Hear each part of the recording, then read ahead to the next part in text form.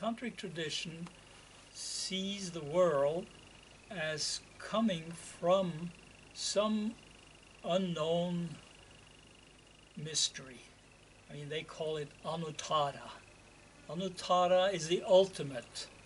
We have, we don't know what that is. We don't know where everything comes from. But we can feel the magic of it. We can feel the awe and openness to that deeper reality, which we are a part of.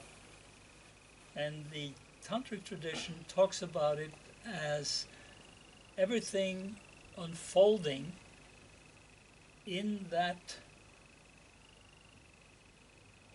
infinite space, infinite something that we don't really understand.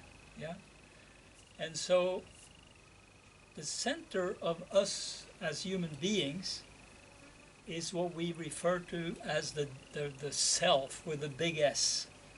Your real self is not your identity, is not your problems, is not your anything other than that very, very, very open state of being. That awareness, oh, I just am. There's no judgment there.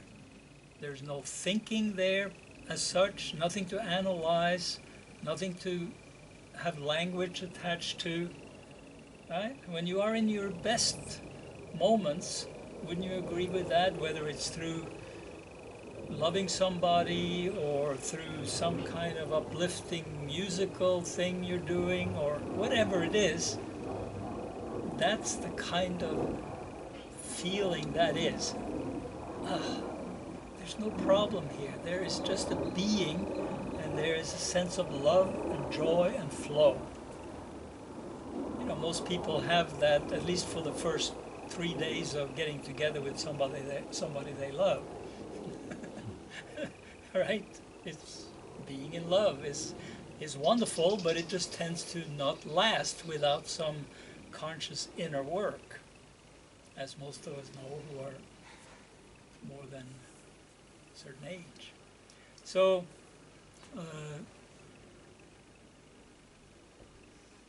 the whole idea is that everything that we experience, everything that we see, sense, hear, all of that has emerged from this silence, this state of unlimited potential. That means that anything can appear in that. The creative energy, you can call it God, you can call it the ultimate, you can call it whatever you want to, but it is not limited. We can be connected with that, and we will have, the more we give, the more we have of it. It doesn't mean you can get tired, but you are taking from an unlimited source. And this is the source that we are. Now, we are identical with that mystery from which everything emerges. And so this is called the self. There's something called the bindu spot. It's like a point in which, and this, when we do the meditation, we talk about the still points. You've noticed we mentioned the still points. And in the chakras, there's a still point. And this is similar to this point at the center of creation. There's that still point. And so when we go in there and we feel that and we open it, then we are opening ourselves basically to the universal reality that we are. Yeah? So then, we are not limited anymore to our, of course we still maintain our individual identity, but we are not stuck in it anymore. We have been a place where creation happens, where we are totally open, and things are free to flow. This is what happens here, that when you go to the center of existence, each of our existence, and in existence generally, is that unlimited potential. And then when you really go in there and you wish for something, well, then you are in touch with your deepest reality, and you're telling the universe, please help me, please help me.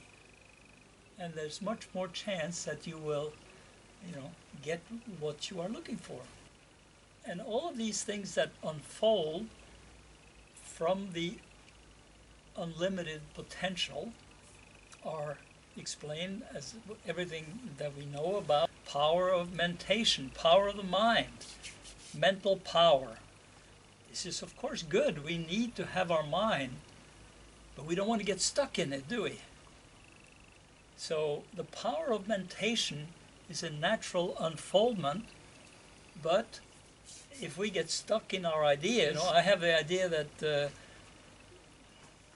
my religion is better than anybody else's, and everybody else who does not have my religion will go to hell. Well, then I'm really stuck, in some mental thing. So instead of being stuck in the mentation, we use our mental power to go backward into ourselves and find something, the place where the mind is coming from.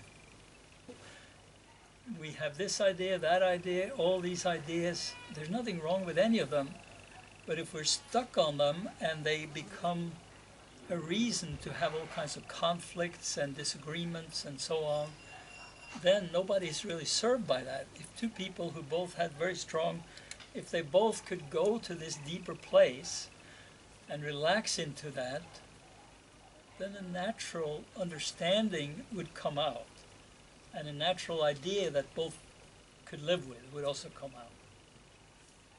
So, but this is rare in the world, isn't it? It's rare because very rarely do people spend the time and effort to identify, to be one with their source, the self with a big S. And the same is true when you go to the senses. Yeah, we have the mind, and then we have the senses. We feel this, hear that. All of that is, of course, wonderful. But if we get stuck on it and we say, yeah, I gotta have this, I gotta experience that, I gotta have sex so and so many times a week, otherwise I'm not living. Whatever, you can get stuck anywhere. And there too. And as far as emotions go, these are our senses. We have feelings, and if we get stuck on the feelings or repress and deny them, what happens? We're not really living fully. And you can have, for example, a lot of anger, but if you get stuck on that anger, and you are over here angry, and you're angry at somebody who, does something or says something to you, then you will be stuck in that anger rather than using the anger. I tried to illustrate that a little bit with my own situation about sadness. You can go into the feeling, allow yourself to feel it fully, but use it as a springboard to your own center. Okay, I'm feeling anger. Well, that anger, or that sadness, or that doubt, whatever it is something that is springing out from the center. Everything comes from the center and out. Everything comes from the center and out. It's unfolding. And then in the outer objects, of course, a lot of people would get stuck there. I gotta have this, I gotta be that, I gotta have that. And you chase after all these outer things, and it becomes a prison. And there's nothing wrong with wanting anything. I mean, if you want to be rich and famous, okay, work to become rich and famous. but don't be stuck on it, because then you've created yourself a rich and famous prison, right? So this is subtle, but it's very powerful once you realize that the main and best thing that I can work on is to always go into my true self, my deepest center, where I'm as universal as I can be. And for that to happen, well, we have to use the wish and we have to let go. Letting go is the most important part, because we have all these different things that attract us. We are attracted by outward in the wheel. And these are the wheel of energies that are created naturally in the manifest world. But if we get stuck anywhere in it, we are stuck. Stuck is stuck. It's not any better to be stuck as a rich and famous man or woman than a poor and unknown woman or man. It's equal, same. So, but either way, the point is to live in the center, to live from that deeper awareness that, oh, I'm a state of being, and that state of being has creativity available in it all the time. But that creativity is not going to automatically show itself. It will only show itself to the extent that we open to it, and it will only manifest to the extent that we make some action towards that direction that's being pointed to. There is a definite purpose in doing what we are doing here. We are looking inside ourselves. They call it in the literature, reversed emergence. Everything is emerging, from the subtlest to the most concrete. So that's why we go from the physical body. We have to have a physical body, otherwise we have nothing. But we use the physical body to relax and go into its center.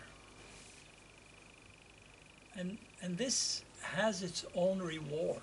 The joy and love that you encounter in yourself and that you can share with others, that is really the reward itself.